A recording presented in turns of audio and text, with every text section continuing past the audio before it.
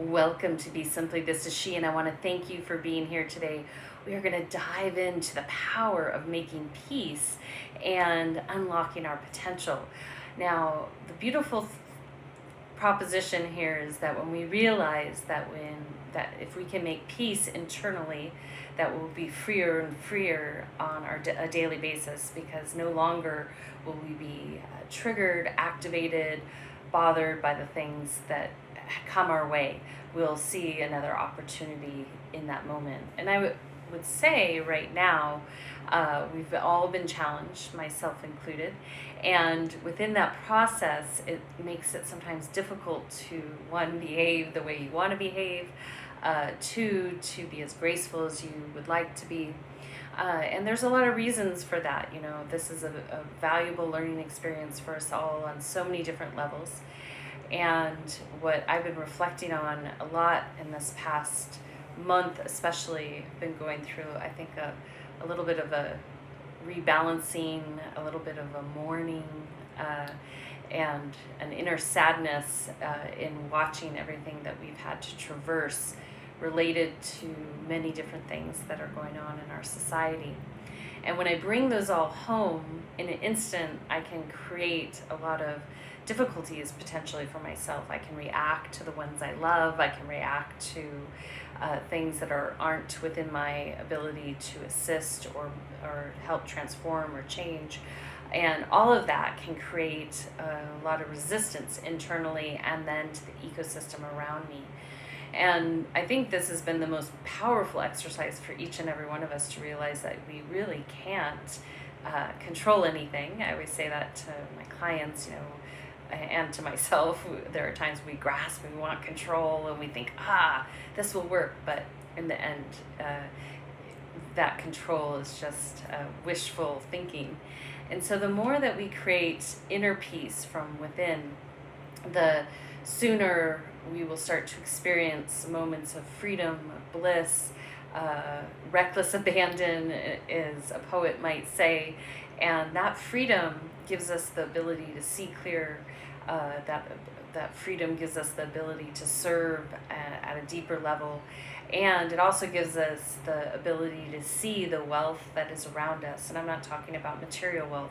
I'm talking about all the things that support you, from Mother Nature into your microcosm of the world that you've created around you. And it's really easy during these times to, be frustrated with maybe what's falling away, the things that we've had to give up, the things that we thought we had. Maybe it's your business, maybe it's relationships. All these different things have taken a shift and a change. So to start today, I would really welcome you just to sit with me for a moment, and we're going to breathe together. And within that breath, what I'd like to do is bring us into a heart space to feel into what it feels like to release anything in the physical heart that has been causing us disharmony, inability to feel peace within ourselves. And as we move through that space, then we'll have the ability to see what's beyond that. So the body, as I work with it in sound therapy for my clients and students, is that we're an electromagnetic field. We have an electromagnetic relationship with the earth. And when we are not in harmony, we will start to feel some tension in the physical body, the emotional, the mental, and even the spiritual body. And that it feels like a charge, like in your heart, or maybe in your stomach, or in your mind, or maybe it's a physical ailment you're feeling in the body. And if we utilize this breath to bring us into a moment of most certain calm, then we can start to walk past that threshold of peace and harmony and joy. So that's what we're going to do. And not that, and I use that word joy, because one, we're in the heart season, but two, not to say that everything has to be joyful. I'm using the word joy as an equanimity, a freedom, a bliss. And as mentioned just a moment ago, is that when we're in that space, we can serve with deeper grace and knowing. So what I'd like you to do is take a nice deep breath into this heart center. Gently breathe in. And then exhale out. Another one. Inhale. And exhale. Good. Again, inhale. And exhale. One more. Inhale. And exhale. Beautiful. And so as we continue to breathe in and out, I want you to just observe that breath. Gently observe the breath.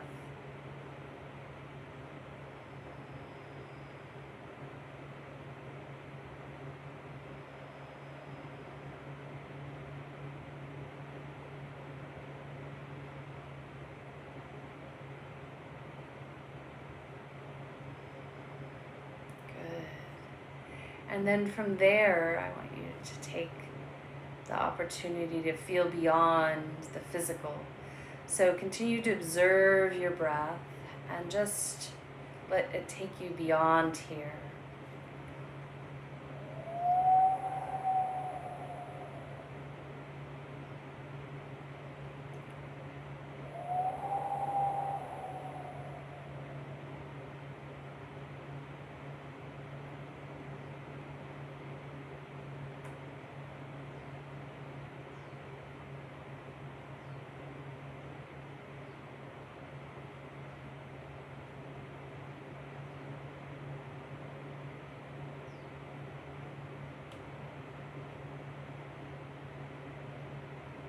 Beautiful. And now I want you just for a moment to check in and feel that calm and that presence you have with yourself. And then gently from there, I'm going to welcome you to take another full body breath, breathing in and out. Again, inhale. And exhale. One more. Inhale. And exhale.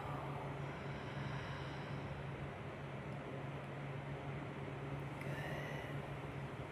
And then gently from there, I want you to follow your breath for a moment. Just observe that breath and just gently ask yourself, or welcome yourself to see where you need to bring peace internally.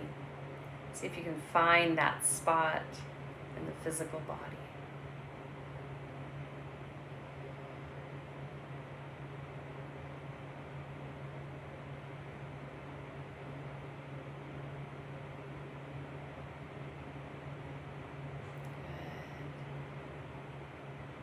And then welcome yourself to feel into where you are ready to bring peace in the mind.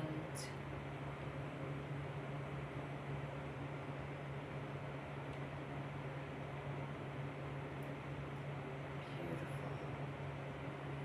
And then gently from there, welcoming yourself where you're ready to bring peace in your heart. If you've been experiencing some emotions, you might notice it immediately.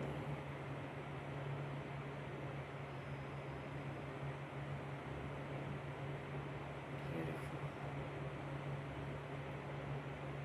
And then gently from there, I want you just to retain that information. You don't even need to write it down.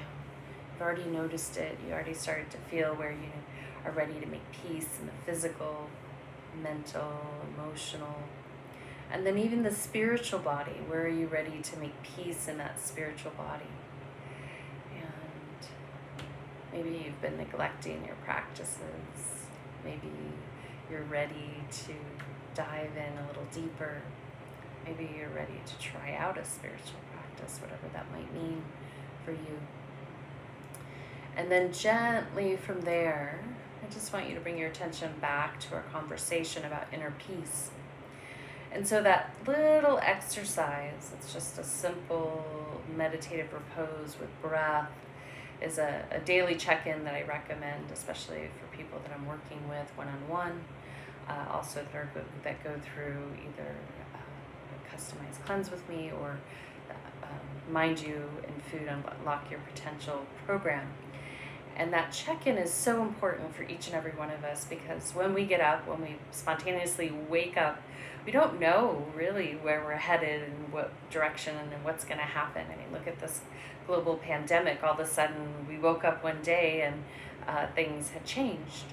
And so just by checking in, that gives us a sense of like, oh, what do I need to do here? And so just like that little pebble in the water, when we take care of here, it ripples out. But when we don't, over time, we start to experience disharmony, dis-ease in the physical, mental, emotional body. And then, depending how aware or not aware we are, we start to maybe placate ourselves with things to try to cover up the disharmony, or we avoid it, or we're like, get to that later. Yet there's so much power in taking the opportunity to really dive into this experience of life and finding peace in every moment. So today I just welcome you, and maybe over the next week until I broadcast one of these segments again, is that you take the opportunity just to start to notice, how do I need to nourish myself physically, mentally, emotionally, and spiritually on a daily basis?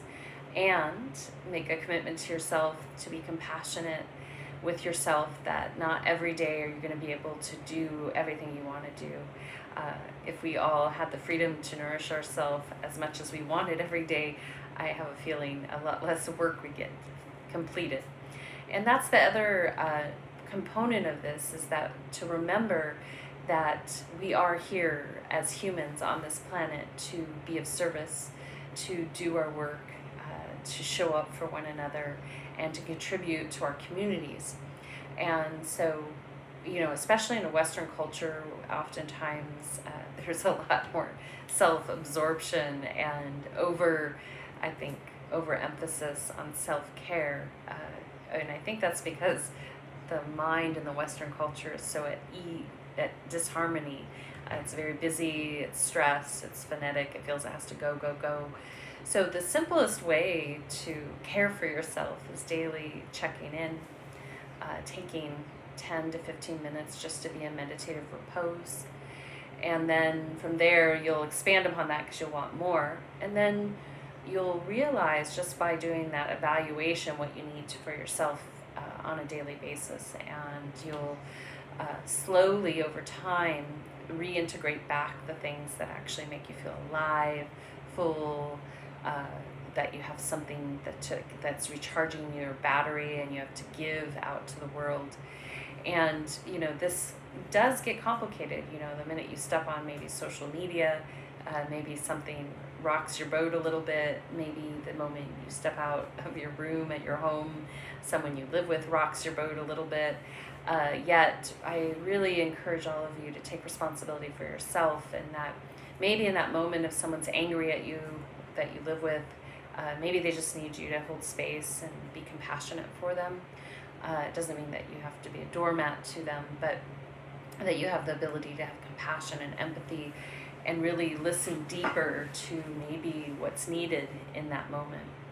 And then from there, if inspired, you can really deepen your relationships that way, because rather than getting annoyed and frustrated with one another, you can offer help and assistance. You can see what's really needed and show up in that manner. It does take awareness on everyone else's part, but over time, people start to shift and change and acquiesce. And again, we're going through seasonal changes, so we're not going to be perfect 100% of the time. So if we take that daily practice of checking in, seeing what we need, then we can step that up further and say to the world at large, what do you need, world? What can I do? How can I serve you? And I don't mean the whole entire planet, because that would be overwhelming.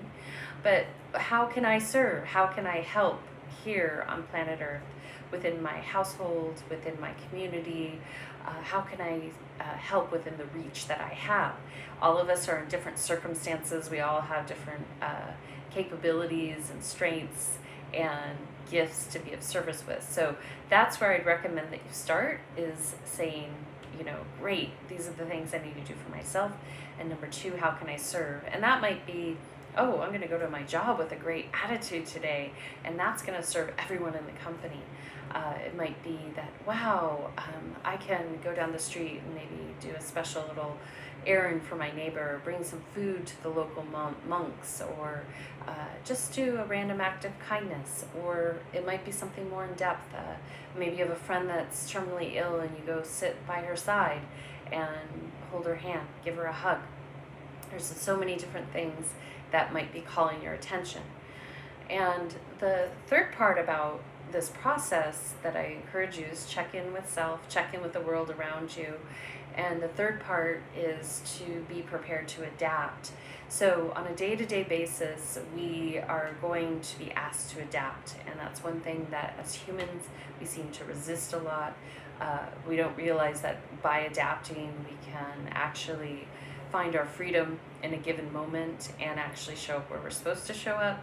And sometimes because we have put have-tos on ourselves or others that are in our lives, that keeps us from seeing the freedom that's there, and that's where the adapting is. So I always recommend that we determine what a good flow is for ourselves: work schedule, relationship schedule, kids schedule, service schedule. And that might sound like a lot of schedules, but in general, if you realize like how much time do I have to give to all these things, that will, one, ensure that you're not going to overuse your time in ways or misuse your time in ways. One I always like to point out is the one that we do on our phones. We can waste a lot of time every single day on social media. If you look at how much time maybe you're on there, you might realize like, whoa, I did several hours. Maybe some of it was work, but several hours of that could be writing that great book. It could be exercising. It could be being of service to someone that is not in as fortunate space as you are. So take a pause and really connect to see where you can show up, and then be ready to adapt. And that means that sometimes on a given day that your schedule is going to shift. People might, if you're in a service-based industry like myself, people might cancel. You might have to shift your schedule too.